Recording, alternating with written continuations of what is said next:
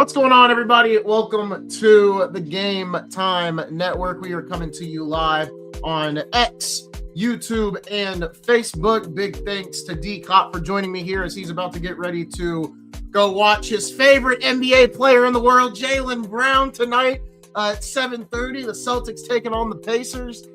Should be a good one in that regard. We've got a lot we're going to talk about today. If you guys saw the live stream yesterday, you saw my rant on NASCAR. Did they make the right decision 2 hours ago? You're going to hear my thoughts on that. We're going to talk. I'm going to owe an apology to my co-host Daryl. We're going to talk about Justin Herbert. I'm going to address Charger Nation, and I'm going to address my thoughts on the Chargers' performances last night as well. And not only that, we are going to talk about the Jacksonville Jaguars Buffalo Bills game, the Eagles and Niners game. We're going to celebrate the Philadelphia Eagles being out of the playoffs. It's going to be a good one here today. Daryl, first, before we get going, I want to give you the floor. How are you doing today? I'm good, man. Another busy day at work. Things come up, man, but that's what adults do. Take care of business and you keep on moving. A lot of good stuff to hit on today. I know that we were texting back and forth, so I'll defer to you. I'll pivot off of you today, man, because I know you got a lot you want to cover. Man, I'm in a good mood. I'm in a good mood, to say the least. We're gonna get into it here in just a sec. But Daryl, I'm getting everything pulled up, so I'm gonna give you another chance to speak here. Okay. What were your thoughts on the NFL playoff games yesterday on Sunday? Wild and crazy, man. Wild and crazy. You had the Bears with the big comeback on Saturday. You had yesterday's games with a slugfest with New England and the Chargers. You had another slugfest in Philly and the 49ers. And the game last night, of course, obviously your boy. We'll talk about that, I'm sure. A lot of good stuff. You had Jacksonville not able to hold on against Buffalo and Superman. But like I said on this call before, Superman better come to play. It's his time now. And if he doesn't win the Super Bowl, I'm going to clown him. I'm going to treat him like you treated Harden about a year ago. He's going to get treated that badly. So Buffalo better win the Super Bowl, or Mr. Josh. You're going to hear from OD Cott. We got Pittsburgh tonight playing. It's interesting to Pittsburgh and Houston playing, right? And Houston's got such a tough defense. People are a little worried. Pittsburgh's at home, but even their Pittsburgh Steelers fans are saying this is going to be a tough one, right? So I think they're anticipating the Steelers losing this game, and so do I. I think defense travels, and I anticipate the Houston Texans to move on after the night for sure. But then with that said, I know we talked about a little bit about hoops yesterday, and we're going to get into a little bit of that. Obviously, I'm going to see my boys tonight, hang about a 30 burger on Boston. We can win by 30 tonight. That'll be a satisfying evening. As long as Jaylen Brown pops about 47, 7 and 8, I could deal with that. With the Pacer win, I could live with that. So that's my little quick recap of what I'm seeing and what I've thought about. Last part about is the college football piece, right?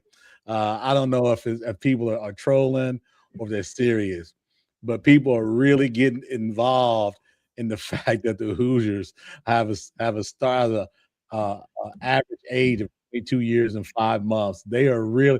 I don't know if they're trolling or not.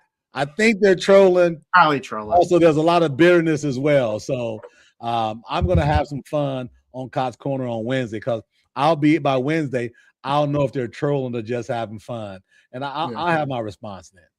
There you go. Well, folks, before we get into the Chargers, I know that's the title of the video. And, we've had a couple people say, hey, you guys can't make this the title of the video and then not start with the title of the video. So blame Isaiah. We are going to start with the title of the video. Daryl, I am going to start off with my address to the Chargers Nation here today, because I know you are ready for it. I would love for no interruptions here as I go through this monologue. I'm going to talk about the Chargers in last night's game, right? I have spoke very highly of Justin Herbert in the Chargers, And, as Daryl sips that drink and he sits there in his rightfulness and I sit here in my wrongness, there's a couple things that I want to talk about. And I have one graphic pulled up that I'm going to pull up for you guys right now. And then I will continue to talk. This is not my main point, but look, I want to pull up this graphic right here of the Chargers offensive line from last night, right? And this is everybody's talking point after that game was over, and it's been a talking point for me throughout this show, right? With Joe Alt being out, with the main guys on the Chargers offensive line being out. They said it all last night through the broadcast. Justin Herbert is the most pressured quarterback in the NFL right now. He's been the most sacked this season and everything else. And to me, I get it. That can be an issue. That can obviously be an issue for any team.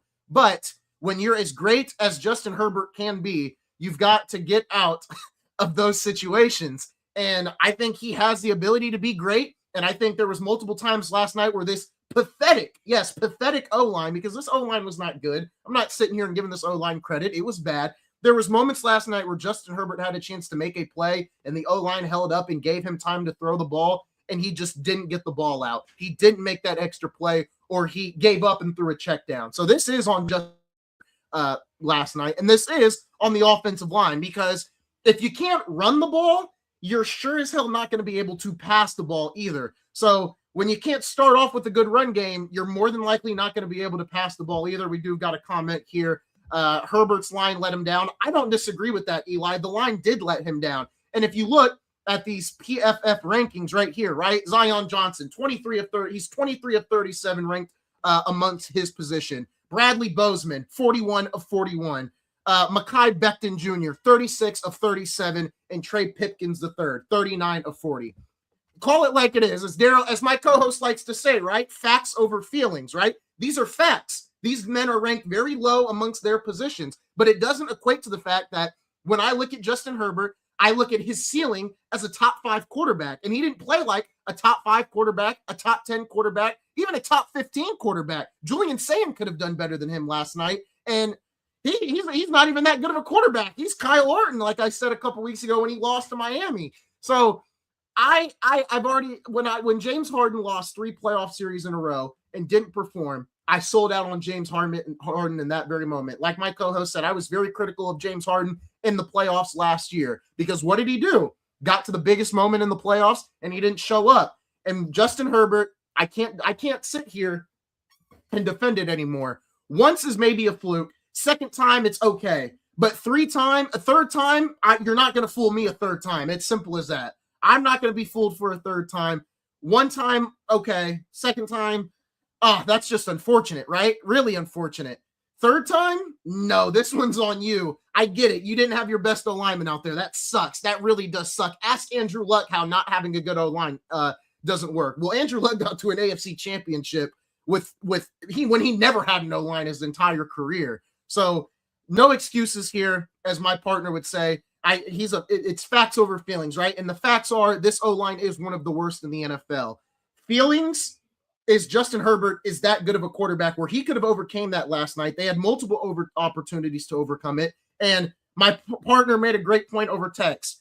They got an interception. They're inside the red zone. And there was one point where one of those plays was a designed QB sneak. The other was Justin Herbert continuing to run and try to get the touchdown. This falls on Justin Herbert. This falls on this pathetic O-line. This falls onto Jim Harbaugh. Jim Harbaugh. And this falls on Greg Roman, the offensive coordinator for the Los Angeles Chargers as well. Because the other thing, when I go to the coaching aspect of this, there was no change in the second half from this offense. There was nothing to get Herbert going. It felt like, and I get it, if he's that great, he should be able to, do whatever he do. Sometimes you just need to get in a rhythm. And it felt like there was no point throughout the night where the Chargers made any changes to try to get in a rhythm. And clearly the game plan was not working. And there was no clear adjustment to that whatsoever. Their best play in the second half was Herbert fumbling the ball, the halfback picking it up and getting a first down. And then after that, there was maybe 2 quarterback sneaks from Herbert that resulted in first downs. Other than that, there was no significant play in the second half that made me think, the Chargers can come back and win this game. It's simple as that. It's disappointing to watch as a guy that has supported Justin Herbert since the day he was drafted to this organization. But I'm not going into next year thinking Justin Herbert can take this team to an AFC championship, let alone a Super Bowl. So from here on out, just like I am with Dak Prescott, I am on the same thing with Justin Herbert. I will still support Justin Herbert, but at the end of the day, I view him as I view Dak Prescott. He can win. He may win a wild card game next year, but that's just a wild card game. If you can't win a divisional or you can't win a conference championship game, at that point, you're null and void to me. You're not one of the best quarterbacks in the NFL. You're not a top 5 quarterback in the NFL either, as far as I'm concerned. So this isn't me selling my stock on Justin Herbert, but man, I'm definitely very disappointed and I'm very unimpressed with his performance last night. So that is my monologue on Justin Herbert. I wanted to bring that up because I saw that graphic last night, and I don't necessarily disagree with it, right? And I know my co-host Daryl, he has said one of two things in the time that we've done this show: facts over feelings, and not only that, he's also said it's next man up.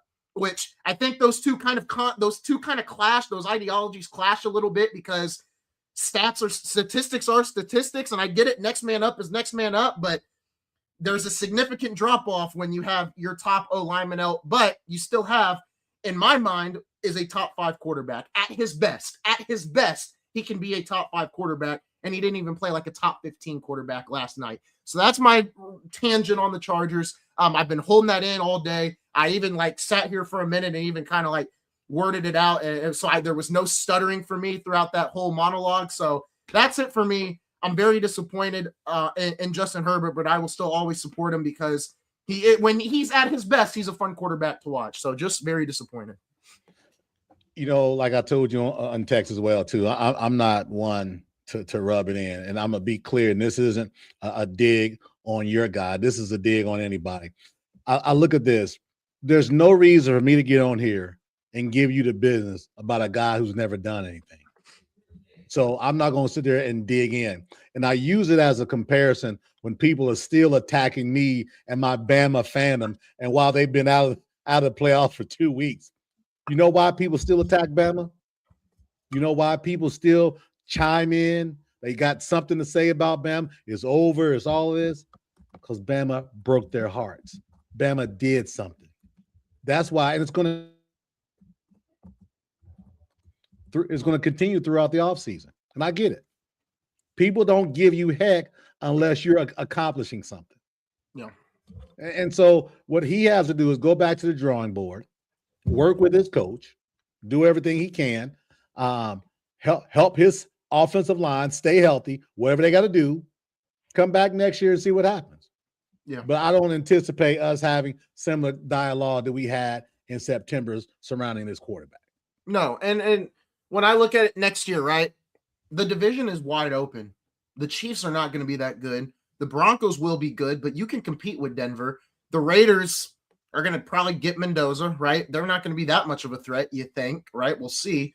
This is still a division for you to win. There is an opportunity next year to put yourself in a position where you're not playing in 30-degree weather against the Patriots. Right. Because it starts in those games where you have those one-score games when you lost, right?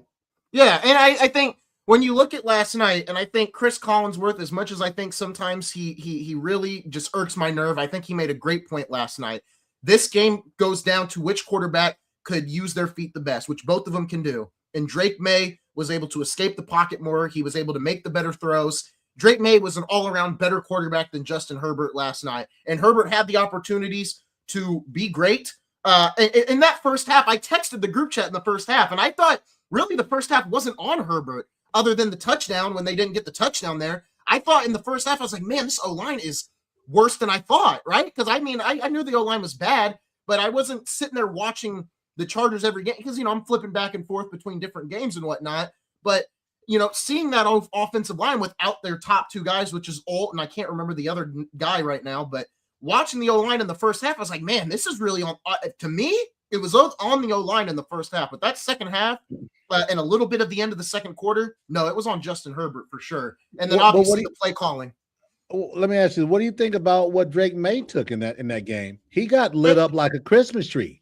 He bounced back and made enough plays. I know we got other things we want to hit on, and I know his time is condensed, but I think that's something to talk about as well. Maybe at another time. Drake May took some hits, and think about this: he's a second-year guy. Yes, second-year guy, and I thought he wasn't going to get up after that third sack. I thought they literally put him out of the game. Well, I guess it was, I don't know who the sideline reporter was for last night's game on NBC, but she did a good job. She said after May threw the interception, he wasn't phased. He said, "We're good. Let's keep going. All good." I think she said Stephon Diggs went and consulted him or whatever. I mean, he didn't seem to be phased by it. And that's a good thing for Drake May to have. But like I said yesterday before that game kicked off, I said the reason the Patriots can win this game and probably will win this game is because of their head coach. Mike Vrabel's a really good head coach, probably one of the best in the league right now, top 5, top 10. He's in that category, in my opinion. He is a tough head coach. And when Vrabel got hired by the Patriots, I mean, you could write it on, you could put money on it at some point, maybe not this year, but at some point this Patriots team was going to be back in the fold of things. And they got back already. And somebody pointed it out on X. It's amazing how this Patriots timeline post Brady has worked. They drafted Matt Jones and we thought, okay, well, it looks like they already got it figured out. They got to the playoffs, lost to Buffalo. It was literally in one of the worst scenarios, -2 degrees out, whatever. Matt Jones doesn't work. They hire, I don't even remember his name. That doesn't work. This rebuild was a 6-year process. 6 years. Cleveland's has been in a 25-year rebuild, a century-year rebuild, and the Patriots get it figured out in 6 years. So it's props to Robert Kraft, who is the complete opposite of Jerry Jones. And by that I mean a good owner who wants to win. Jerry Jones doesn't have any criminal. Okay, yeah, fair enough. I'm just talking about the ownership. I'm just saying. Yeah. We love it. Hey, listen, we love to knock Jerry Jones, but we haven't seen him on the police blotter. Just saying. I like the Patriots. I mean, it's incredible. Drake May played better, outperformed Justin Herbert. It's simple as that. Daryl, do you got any final thing, or do you want to move on? No, it's a good game. I think we chronicled what we needed to hit on. So yeah. I'm ready to move on to bigger and brighter things. Let's move on to this. This is something that I'm curious about as someone that wants to be a sports announcer, right? Wants to work in the media field. Obviously, what we do here is sports media, right? A lot of controversy after the Jaguars lost in this press conference with Liam Cohen. Let me shut it down. Let me shut it down. Because I'm curious what you think. Hey, it's nothing wrong with humanity. One of our problems in this world today is when someone is trying to be kind and nice, they're made fun of. Just like I talked about Mendoza talking about his mother. Yep. When someone's being nice and kind, they're being mimicked and mocked. And it's all journalists crapping on this too. Is absolute a compassionate response to a team that's fought and fought. To hell with everybody else. Nothing else to be said. Next topic. Yeah. It's annoying to watch, and a lot of it. It's not annoying because you ignore that stuff. Those are fools that are saying that. Idiotic fools. And you know what's funny is it's all not big name media. A lot of big name media went and backed it up. Most of them are pieces of shit anyway, though. Isaiah, you gotta understand. Just because they're a big name doesn't mean they got a lot of it was character. A lot of it was, journalists and the integrity. I'm like, man, that's all. It irked my nerves too. Yeah. Put a hidden camera on them when they're going on these trips and see what type of journalistic integrity they've got. Next subject, man. Nah, that lady was beautiful. I would love to meet her. And matter of fact, I'm gonna reach out for her on X and see if she come on the show. Yeah, I would love to have her on the show. That was frustrating to watch. I was sitting here last night. It's nothing burger. After the Chargers game. If you mock that, you're a loser, whoever you are. Period. Period. It was just I wanted to bring it up just because it was very it was frustrating. It was frustrating for me just to see and what's great about it is fans, like just fans of the sport, completely ratioed all the media that was hating on this and everything else. So I'm glad to see fans feel the complete opposite and actually in like the moment. It's called humanistic behavior. Yeah, I took a course in that. Yeah, we could. Man, don't get me started on that. That's a whole. Got you a little fired up, but to be fair, it had me fired up. I'm not as fired up about it now, just because I've let it go a little bit. You said what I wanted to say anyway, so That commentary is ignorant. It's nothing more than ignorant. It's ignorant. Yeah, we all have fun and all those things like that, but you making making fun of someone showing compassion or love and care. That's the thing. We sit behind our keyboards and we talk this blankety blank blank and going through hell and high water ourselves, but don't know how to figure it out because you're too smart. You're not smart enough to figure it out. You don't have that compassionate gene. We'll keep it moving. No, it was just I definitely felt the need to bring it up, so I'm glad I was able to bring it up. Other NFL game before I wanted to obviously hit on the NASCAR announcement today, but I'll do that right at the end. Eagles and Niners, I do want to talk about that a little bit, get your thoughts on it, your guy Jalen Hurts and the way they played. And I mean, it wasn't on Jalen, right? I see a lot of people making jokes and everything else. Quarterback. He's the quarterback, man. He's the quarterback. But at the end of the day, I mean, all the blame goes to one man in particular, the guy that's been calling for the ball all year, and then you look for him on the 2-minute drive to win you the game like you're a child in the backyard, and you can't make the catch. AJ Brown won't be on this roster next year. Listen, and I'd be shocked if he is. If they pick AJ Brown over Sirianni, I'd be shocked. I'd be disappointed in the Eagles organization. I know you're not working today. I would love for you to go back into the after they had won their 6th game, and I'm just teasing about this part, but going back and hearing what we talked about number 11. You know, I said right here, there's something not right here. You're winning, and you've got a guy yapping. And I'll say it, and I said it on social. He was the degenerative gene that created this mess. You have a quarterback who takes the high road in every instance, who also took complete ownership when asked last night after the loss. He didn't throw AJ up. He didn't throw number 11 under the bus. He didn't throw his coach on the bus. They even tried to trick him into outing his offensive coordinator. He took the high road again. Yeah. Very similar to Shedeur Sanders, by the way. So watch those interviews. There's some similarities there, right? And so what I saw in this is this. It's really simple. Number 11 has to go. Yeah. Has to go. Simple as that. You're winning and you're mad. Yeah. Number 11 has to go. Didn't we talk about this on our call yesterday? I said, act like Devontae Smith. Mm-hmm. Was that yesterday we talked? Yes. Yeah. And for me, I said it here on yesterday. I was rooting for the Eagles. Now I'm glad the Eagles lost. Yeah, right? He makes it hard to root for them. And you know, I'm gonna be frank, Sirianni as well. He acted like a 17-year-old. He acted like listen, as a coach, you have to be the adult in the room. Mm-hmm. Sirianni, I think some of the behavior of that number 11 is helped out by his supposedly. Yeah.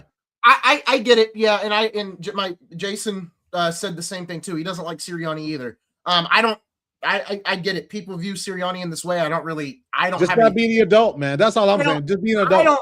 I don't have a real hatred for him. And like I said yesterday, I was rooting for the Eagles to beat the Niners yesterday. But either way, I mean, hold on. I mean, we can celebrate though. I'm glad the Eagles are out of the playoffs as a Cowboys fan. I mean, now I'm just hoping the Niners lose next week. So hey, good job, AJ.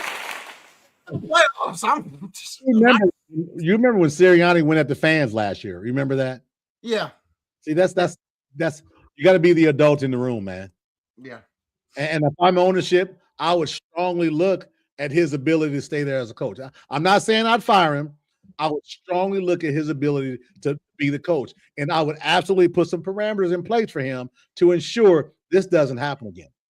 You can't do that. And I'm not blaming number 11 or coach. Two adult. Who's got to be the adult? The coach. Mm-hmm. And he wasn't. Yeah. Too bad. Yeah. It is unfortunate, folks. This is going to be a shorter live stream here today because, you know, Daryl's got to be somewhere. He's got the pace. My best friend Jalen. Best friend Jalen are hanging out before the game tonight. So I just real quick, you know, obviously as we start to wrap things up, so excited for what NASCAR did today. Got my little Jimmy Johnson diecast here. So obviously I had a rant yesterday, a very heated rant about NASCAR's playoff format, their way of crowning a champion. It has been ridiculed, mocked for the last decade because it was quite frankly disgusting. If I try to explain to Daryl how NASCAR crowned a champion, he probably wouldn't even understand it. He'd probably say it's too complex. If I wanted to get Daryl into the sport last year, probably wouldn't work because the way they crowned a champion was so convoluted and just flat out stupid. It just made no sense. Today, they're going back to what I grew up on. The 10 race chase for the cup. 16 drivers, 10 races. Basically, there's 36 races in a NASCAR season. I'll explain it to Daryl right now. There's 36 races in a NASCAR season, right? After 26 races, they're going to take the top 16 drivers in points and reset the point standings in this certain way. And in the final 10 races, whoever has the most points is crowned the champion. Now, the way they seed those top 16 drivers in points when they reset, first place will have like a significant points lead over second, and then they'll go down vice versa, how it works. Yeah, and this was the format that they used from 2004 to 2013, and then before 2004 it was literally 36 races. Whoever has the most points after that wins the championship. Obviously, the biggest flaw in that format is a champion could already be decided 4 races before the final race of the season. A lot of motorsports do that format. Clearly, NASCAR TV contract, stuff like that probably didn't allow that to happen because they want to see the last races of the season matter, which in this format, that still may not be the case. Someone could lock up the championship 2 races before, but it brings back a level of purity to the championship. There isn't going to be a guy that has an average finishing position of 16th winning the championship now, like there was a couple years ago. The average finish in this playoff format that they were using, a knockout style, the average finish was 12th. Championships that Earnhardt, Petty, Jeff Gordon, and Jimmy Johnson were winning, those average finishes, their average finishing position was in the top 5 or 7th, And so it's good that they're going back to this format. The fans seem to be really excited about it. I am through the roof about it. The driver that I root for every week won 5 championships in a row in this format, and that's why they changed the format, because he was just so dominant. So I think this format is the best way to crown a champion for the sport. It's not gimmicky. There is a little gimmick to it, but at the end of the day, it's simple, right? I explained that to you, and it just sounds simple, right? In the first 26 races, they'll take the top 16 in points, they'll reset it, and then it's a chase. That's what they're calling it, the chase for the cup. And it's a final 10 races. Whoever has the most points after those final 10 races amongst those 16 drivers wins the championship. I love it. I love it, especially where that. I couldn't be more excited, especially how disappointed I was in the Chargers. This made my day today, Daryl. So with that said, right? You get, you have some good points about simplifying the process, right? What took them so long to want to simplify that process?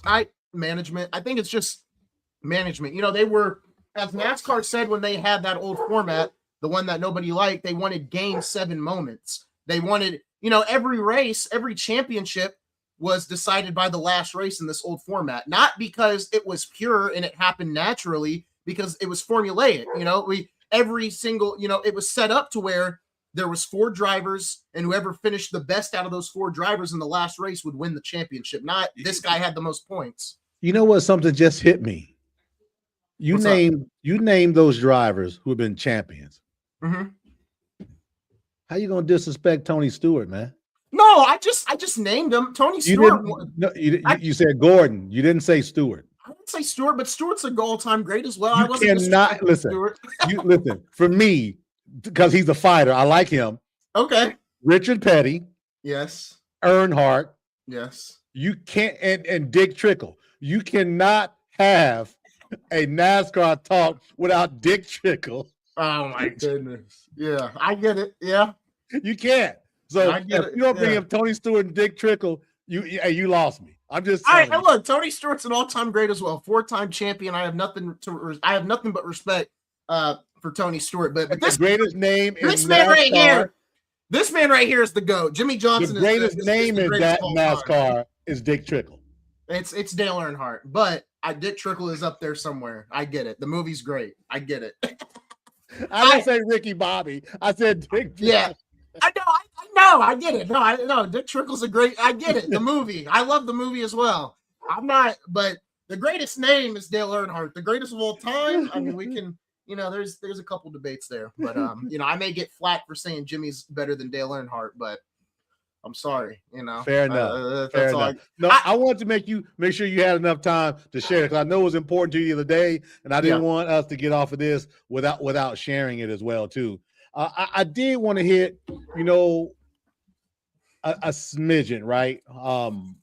As we talked about this NFL playoffs, and as it's continuing to grow and grow and grow, the competitive spirit in these games, man, is second to none.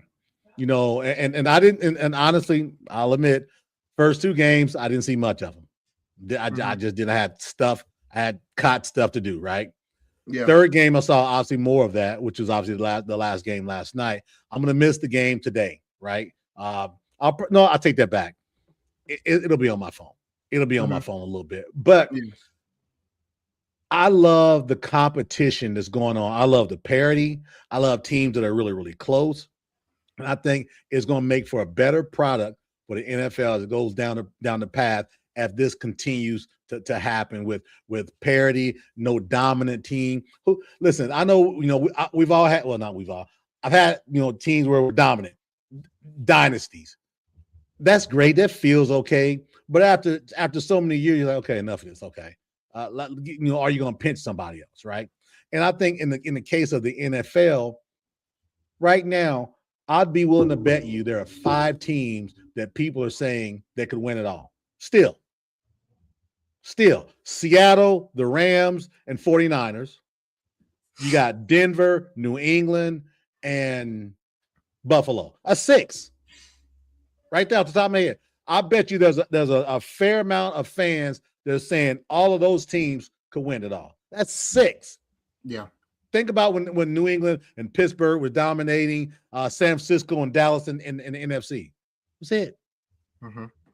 We got to appreciate this, man, because this is fleeting, and this isn't the norm. We would like for it to become the norm.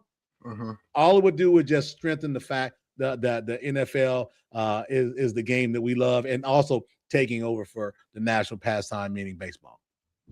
Yeah, I mean it's well past baseball at this point. But my point, but the NFL isn't called the national pastime, though. Yeah, it's still baseball. What I'm saying is, and my point being, these are the type of things, these type of seasons are what can get a lot of fan bases excited and say, well, we got a real chance. I just named you 6 teams, and I bet you no one would laugh at any of those 6 if they won it.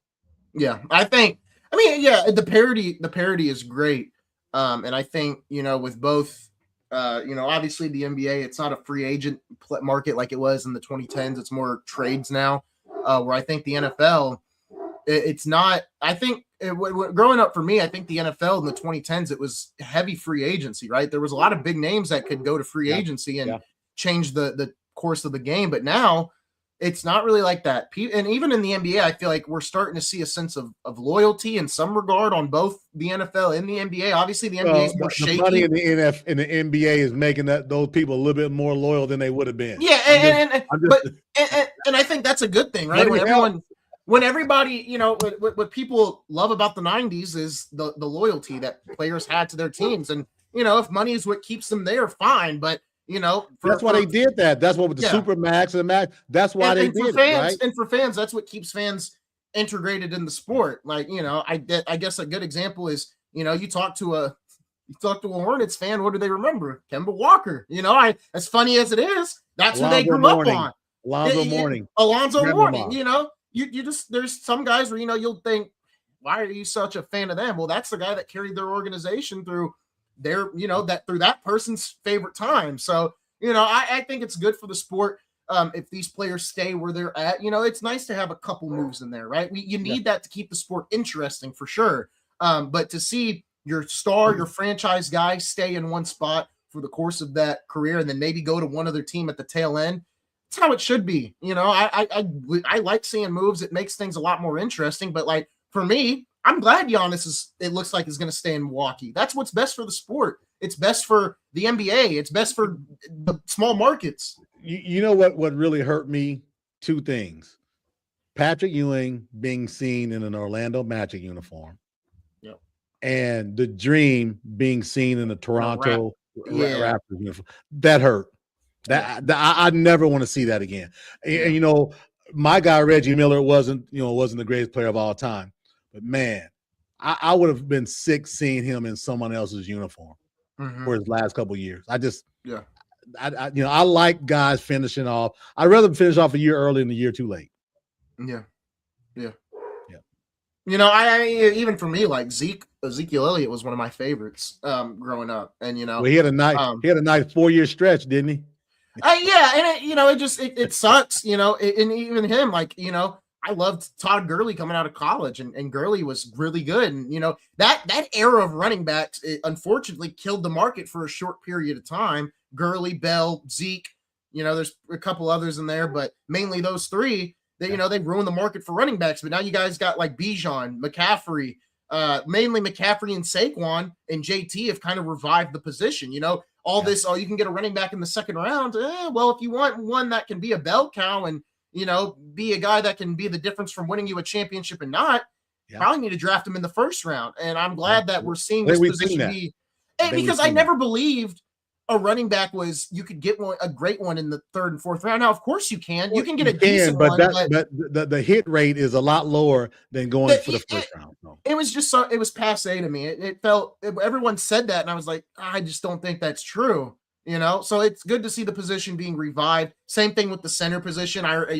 It's evolutionized. It's not going to go back to the center position. It's not going to go back to what people love, but. You look at Jokic, Embiid for a short amount of time, what Wemby's doing right now. The center position. I still can't take a guy 7 foot shooting more than 2 3-pointers in a game. I can't.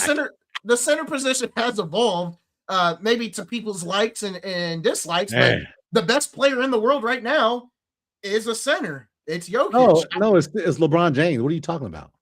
Oh my goodness. It's Jokic, right? Jokic or SGA, take your pick, but Jokic is arguably the best player in the league, and he's a center. So you've seen the position. I don't know why you're Bron hate. Make its revival. You're picking up on your Bron hate from the other day, I guess. Clearly, all right. I'll let you have your hate, man. I'm not going to get involved in the hate that you have for LeBron. Man, you're forcing this. You're forcing this. I don't hate LeBron. I just want him off my team. We're not talking about the Lakers. I'm over the Lakers. You talked about basketball, and you can't say GOAT without including the initials LBJ. All right. Well, hey, shout out LeBron, I guess. Hey, everybody, listen. It's going to be a barn burner Todd's Corner on Wednesday. I'm absolutely going to go scorched earth. College football is going to be my topic. Yeah. Today to early Wednesday gives me time to see if in fact people are trolling or are they serious. Yeah. If they're serious, I'm going scorched. Well, regardless, I'm going scorched earth anyway because there are a lot of people that are serious. So I'm gonna be talking facts over feelings. So if you want something really good, come see me Wednesday about 7:00 p.m. Eastern Standard Time on this channel. There may be some fireworks going on for the show.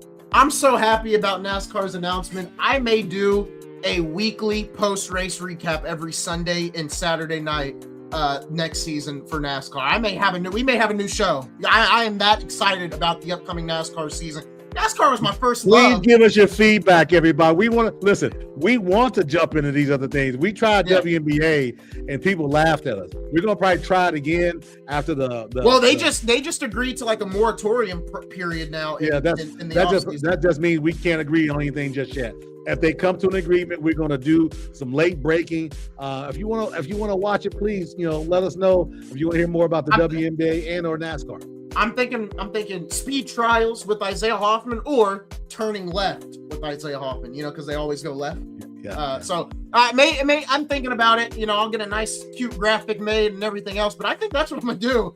How about boogity with Isaiah Hoffman? You know what?